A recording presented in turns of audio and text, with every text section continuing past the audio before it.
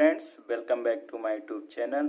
आज हम एनएफटीएल की सीरीज में एक न्यू टॉपिक पढ़ेंगे जिसे एच पैरामीटर कहते हैं। एच पैरामीटर को हाइब्रिड पैरामीटर भी कहते हैं। एच पैरामीटर को पहले भी पढ़ चुके हैं, शायद थर्ड सेमेस्टर में आपके एच पैरामीटर को पढ़ाया जाता है। तो इसमें भी आपके टॉपिक दिया गया है क्योंकि हमें 3 पैरामीटर पढ़ना है। एक तो जेड पैरामीटर, वाई पैरामीटर, उसके बाद एच पैरामीटर। एच पैरामीटर में जैसा कि यहाँ पे एक क्वेश्चन दिया गया है, हमें एक क्वेश्चन को ध्यान में रखना है कि जो एच पैरामीटर का इनपुट किसी भी टू पोर्ट नेटवर्क है, टू पोर्ट नेटवर्क कोई है, टू पोर्ट नेटवर्क में कितने टर्मिनल होते हैं? 4 टर्मिनल। 2 टर्मिनल तो इनपुट साइड होते हैं और 2 टर्मिनल आउटपुट साइड होते हैं, हमें पहले से ही पता है।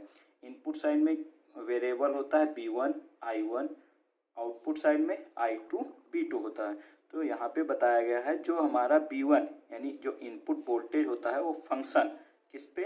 I1 कामा V2, यानी जो B1 है ये डिपेंडेंट है, ये डिपेंड करता है input current and output voltage पे। सेकेंड इसी प्रकार से जो हमारा आउटपुट करंट है ये डिपेंड करता है I1 एंड B2, अर्थात टू पोर्ट नेटवर्क के इनपुट करंट पे एंड आउटपुट वोल्टेज पे। तब हम इसे कह सकते हैं कि ये दोनों कौन से सोर्स हैं? ये डिपेंडेंट सोर्स हैं। ये क्या है? इंडिपेंडेंट वेरिएबल हैं। ये डिपेंडेंट वेरिएबल, ये इंडिपेंडेंट वेरिएबल। इस इक्वेशन को ध्यान में रखना है कि जब एच पैरामीटर पढ़ने हैं तो एच पैरामीटर में जो डिपेंडेंट वेरिएबल होता है वो B1 एंड I2 होता है और independent variable I1 and B2 होता है। जैसा कि यहाँ पे लिखा भी है, जब किसी टू पोर्ट नेटवर्क में वोल्टेज B1, कौन सा वोल्टेज? B1 एवं करंट I2 डिपेंडेंट वेरिएबल, ये कौन से वेरिएबल हैं? डिपेंडेंट वेरिएबल के रूप में, एवं करंट I1 एवं वोल्टेज B2 इंडिपेंडेंट वेरिएबल के रूप में रहते हैं। अर्थात हमने पहले ही बताया है ये दोनों कौन से वेरिएबल हैं? Dependent variable. ये दोनों कौन से वेरिएबल हैं? Independent variable. तो इस प्रकार के नेटवर्क को हम एच पैरामीटर भी बोल सकते हैं, या इस प्रकार के मॉडल को हाइब्रिड मॉडल कहते हैं। अर्थात किसी टू पोर्ट नेटवर्क का ऐसा मॉडल जिसमें B1 एवं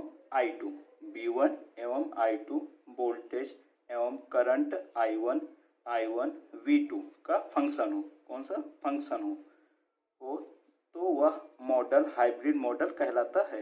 इस हाइब्रिड मॉडल को क्या कहते हैं? एच पैरामीटर कहते हैं। तो ये इक्वेशन को हमें ये दोनों इक्वेशन याद है, तब हम ये डेरिवेशन आसानी से बना के लिख सकते हैं कि जो हमारा एच पैरामीटर है, एच पैरामीटर में B1 I2 डिपेंडेंट वेरिएबल के रूप में तथा I1 और कामा B2 इंडिपेंडेंट वेरिएबल के रूप में है। तो इस प्रकार के पैरामीटर को एच पैरामीटर कहते हैं। अब हमें पता है कि इनको हम मैट्रिक्स फॉर्म में भी लिखेंगे। मैट्रिक्स फॉर्म में लिखने से पहले हम 4 पैरामीटर मान लेते हैं। कौन कौन से? H11, H12, H21 और H22। अब जो ये मैट्रिक्स फॉर्म में हमने मान लिया है तो हमें पता है कि जब भी पैरामीटर मानते हैं उसके बाद हम इस इक्वेशन को मैट्रिक्स फॉर्म में लिखते हैं, क्योंकि हमें 2 इक्वेशन प्राप्त करना होता है। तो हम लिख लेते हैं, इनपुट साइड में क्या है? Voltage B1 and current I2, ये डिपेंडेंट वेरिएबल है। पैरामीटर कौन कौन सा है? H11, H12, H21, H22। और इंडिपेंडेंट वेरिएबल कौन कौन से? एक तो I1 है एंड V2। ये हमने मैट्रिक्स फॉर्म में लिख लिए, इक्वेशन नंबर 1 मान लिए। यहाँ पे लिखा भी H11, H12, H21 और H22 को क्या कहते हैं? टू पोर्ट नेटवर्क के एच पैरामीटर। जैसा कि जेड पैरामीटर देखा था तो Z11 था, Z12, Z21 एंड Z22 था। वाई पैरामीटर में क्या होता है? Y11, Y12, Y21 and Y22। और एच पैरामीटर है तो H11, H12, H21 and H22। अब इसके बाद क्या करते हैं? मैट्रिक्स का गुणा करना है। तो मैट्रिक्स का गुणा करने के लिए इधर से चलते रहते हैं और इधर नीचे उतरते हैं। तो हम कर लेते हैं B1 इक्वल टू H11 का गुणा कहाँ पे होगा? I1 पे। तो H11 into I1 plus H12 का B2 से, तो H12 into B2। Equation number 2 मान लेते हैं इसे। उसके बाद I2 इक्वल टू H21 का गुणा I1 से, तो H H21 into I1 plus H22 into V2। Equation number third मान लेते हैं इसे। तो हमारे पास अब H पैरामीटर के दो इक्वेशन आ गए, first second and third. Equation क्या है, B1 equal to H11 into I1 plus H22 into B2, I2 equal to H21 into I1 plus H22 into B2। ये अब हमें इन पैरामीटर्स का मान निकालना है। अब मान निकालने के लिए हमने स्टार्टिंग में ही बताया है, दो केस मानना पड़ता है। पहले तो एक बार B2 को जीरो करके हम इन दोनों पैरामीटर का मान निकालेंगे, दूसरे टाइम दूसरे केस में I1 को जीरो मानकर हम इन दोनों पैरामीटर का मान निकालेंगे। अब जैसे हमने पहले ही पढ़ा है कि यदि B2 को जीरो करना है, B2 को जीरो करना है तो हमें जो टू पोर्ट नेटवर्क है उसके आउटपुट साइड को क्या कर देंगे, शॉर्ट कर देंगे। ठीक है, शॉर्ट करने पे वोल्टेज क्या हो जाएगा, जीरो हो जाएगा।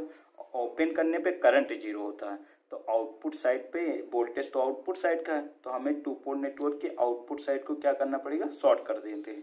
तो हमारा B2 इक्वल टू क्या हो जाएगा, जीरो। केस नंबर 1, यदि टू पोर्ट नेटवर्क के आउटपुट पोर्ट को शॉर्ट सर्किट कर दिया जाए तो B2 इक्वल टू क्या हो जाएगा, जीरो। अब B2 इक्वल टू जीरो है तो अब समीकरण नंबर सेकेंड एंड समीकरण नंबर थर्ड से हम निकाल लेंगे वैल्यू। तो समीकरण नंबर पहले सेकेंड से, V1 equal to H11 into I1 plus H12 into B2 equal to कितना है, जीरो, जीरो हो गया। तो B1 equal to H11 into I1, यहाँ से H11 का मान क्या निकलेगा, H11 इक्वल टू क्या हो जाएगा, B1 अपान I1। इसके कारण B2 इक्वल टू जीरो करने पे, जहाँ H11 को क्या कहते हैं, इनपुट इम्पीडेंस। इसका यूनिट क्या होगा, ओम होगा, क्योंकि वोल्ट अपान करंट है। तो वोल्ट अपान करंट का यूनिट क्या हो जाता है, ओम। अब हम B2 को किस में रखेंगे, इक्वेशन नंबर थर्ड में। इक्वेशन नंबर जो थर्ड है हमारा वो I2 equal to H21 into I1 plus H22 into V2। V2 की वैल्यू कितनी, zero. I2 equal to H21 into I1, ये क्या हो जाएगा, जीरो हो जाएगा। अब यहाँ पे हम किसका मान निकालना है, H21 का। तो H21 इक्वल टू क्या हो जाएगा, P1 को नीचे कर दो तो I2 अपान I1। हमारा दो पैरामीटर का मान निकला है। B2 इक्वल टू जीरो करने पे हमारे दो पैरामीटर का, एक तो H11 का मान आया, एक तो H21 का मान आया। H21 को क्या कहते हैं, H21 को फॉरवर्ड करंट ट्रांसफर रेशियो कहते हैं। ठीक है, गेन भी बोल सकते हो, फॉरवर्ड करंट गेन भी बोल सकते हो, या फॉरवर्ड करंट ट्रांसफर रेशियो। इसकी यूनिट क्या होगी, कुछ भी नहीं होगी, क्योंकि ampere ampere ampere ampere cancel हो गया, तो इसकी यूनिट नहीं होगी, ध्यान में रखना है। H11 का अर्थात इनपुट इम्पीडेंस का यूनिट क्या होगा, ओम होगा, और फॉरवर्ड करंट गेन या फॉरवर्ड करंट ट्रांसफर रेशियो का यूनिट नहीं होगी। अब केस नंबर हम 2 मानते हैं। केस नंबर 2 मानने पे हमें दो पैरामीटर का मान निकलेगा। पहले तो केस नंबर 1 माने थे, अब केस नंबर 2। केस नंबर 2 में जो I1 है इनपुट साइड का करंट, उसको हमें जीरो करना है। तो इसके लिए हमें क्या करना पड़ेगा, जो टू पोर्ट नेटवर्क है उसके इनपुट साइड को ओपन सर्किट मान लेते हैं। कौन सा सर्किट, ओपन।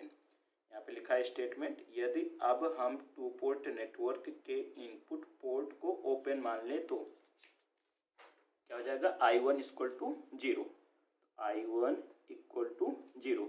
अब इक्वेशन नंबर सेकेंड और इक्वेशन नंबर थर्ड में हम वैल्यू रखकर हमें दो पैरामीटर का मान निकल आएगा। तो इक्वेशन नंबर जो फर्स्ट है सेकेंड, वो B1 equal to H11 into I1। I1 क्या है, zero, plus H12 into V2। V1 equal to, ये पूरा टर्म्स जीरो हो गया, बचा क्या, H12 इंटू B2। अब B2 को इधर भेज देंगे तो हमारा वैल्यू निकल के आएगा H12 equal to V1 upon V2। इसकी यूनिट क्या होगी, कुछ भी नहीं होगी, क्योंकि वोल्ट अपान वोल्ट, वोल्ट से कैंसिल हो गया। H12 को क्या बोलते हैं, रिवर्स वोल्टेज ट्रांसफर रेशियो, या रिवर्स वोल्टेज गेन भी बोल सकते हैं। ठीक है, इसकी यूनिट क्या होगी, कुछ भी नहीं होगी। अब हम क्या कहते हैं I1 को सेकेंड इक्वेशन नंबर थर्ड में रख लेंगे। तो थर्ड इक्वेशन क्या है हमारा, I1 equal to H21 into क्या हो जाएगा, हाँ यहाँ पे क्या होगा I2 थर्ड इक्वेशन क्या है I2 equal to H21 into I1 कितना 0 plus H22 into V2 I2 equal to, ये पूरा टर्म्स 0 हो गया, बचा क्या H22 इंटू V2 को इधर भेज दो, हमारा वैल्यू निकल के आ गया H22 equal to VI2 upon V2 I1 equal to 0। अब ध्यान से देखो ये क्या है I1 अपॉन V2 है, अर्थात एम्पियर अपॉन वोल्ट है, होना क्या चाहिए B अपॉन, यदि हम इसका यूनिट देखें तो ओम की यूनिट क्या, ओम लिखना है तो इसको B अपॉन I में होना चाहिए, यानी वोल्ट अपॉन करंट में होना चाहिए, बट है क्या एम्पियर अपॉन वोल्ट में है। तो अब इसका क्या हो जाएगा, रेशियो हो जाएगा, अर्थात 1 अपॉन ओम हो जाएगा। तो ओम के, या ऐसे भी लिख सकते हो ओम इनवर्स, या अब इसकी यूनिट क्या हो जाएगी ओम इनवर्स। इसे हम H22 को क्या कहते हैं, आउटपुट एडमिटेंस कहते हैं। क्या कहते हैं, एडमिटेंस। हमें पता है एडमिटेंस का जो यूनिट होता है वो ओम इनवर्स होता है, या इसे महो भी बोल सकते हैं। ठीक है, इसका यूनिट क्या है, ओम इनवर्स या महो।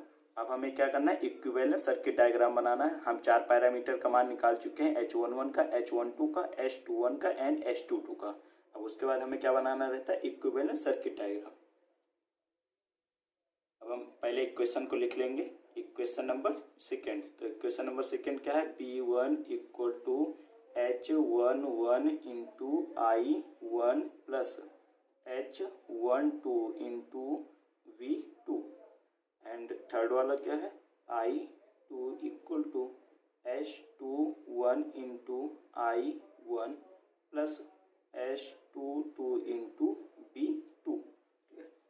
अब ध्यान से देखने पे ये जो फर्स्ट वाला इक्वेशन है, यानी V1 equal to H11 into I1 plus H12 into V2, तो ये भी क्या है वोल्ट में है। ठीक है, और ये जो हमारा क्या कहते हैं ये इक्वेशन है, ये किस में है, ये तो भी वोल्ट में है ये, अर्थात इसमें हम क्या लगाएंगे, KVL लगाएंगे। फर्स्ट वाले इक्वेशन में क्या लगाएंगे, KVL लगाएंगे, और एक करंट का इक्वेशन है तो इसमें क्या लगा लेंगे, KCL लगाएंगे। ठीक है, अब हमने बताया है इक्वेशन जब भी क्या कहते हैं इक्विवेलेंट सर्किट डायग्राम बनाना तो सिंपल तरीका है। पहले यहाँ पे हम जानते हैं 2 पोर्ट नेटवर्क में इनपुट करंट क्या होता है, I1 होता है, वोल्टेज क्या होता है, V1 होता है, आउटपुट करंट क्या होता है, I2 होता है, एंड वोल्टेज V2 होता है। ठीक है फ्रेंड, अब उसके बाद हम देखते हैं एक एक इक्वेशन को। यहाँ पे B1 इक्वल टू क्या लिखा है, H11 इंटू I1, तो I1 है ही है, यहाँ पे क्या लिख दिया जाएगा H11 इक्वल टू प्लस, यहाँ पे क्या प्लस H12 इंटू V2, तो यहाँ पे क्या हो जाएगा dependent current source H12 into V2 हो जाएगा। ठीक है, अब उसके बाद सेकेंड टर्म्स में देखेंगे, KCL लगाए हैं तो हमें पता है ये भी करंट है, ये भी करंट है, इन दोनों को ऐड करना है तो हमें पैरेलल में, क्योंकि करंट तो पैरेलल में ऐड होता है, तो यहाँ पे करंट क्या है I2 है, I2 लिख लिए, वोल्टेज V2 है, तो वोल्टेज जो V2 है, यहाँ पे करंट क्या है I2 है, तो यहाँ पे क्या हो जाएगा H22। उसके बाद यहाँ पे क्या लिख सकते हैं H21 इंटू I1, ये क्या है करंट सोर्स है, यहाँ पे करंट सोर्स है, ये वोल्टेज है डिपेंडेंट वोल्टेज सोर्स तो प्लस माइनस। ठीक है, थैंक्स फ्रेंड, ये हमारा वीडियो आपको पसंद आया हो तो कृपया चैनल को सब्सक्राइब कीजिए, लाइक कीजिए एंड शेयर कीजिए।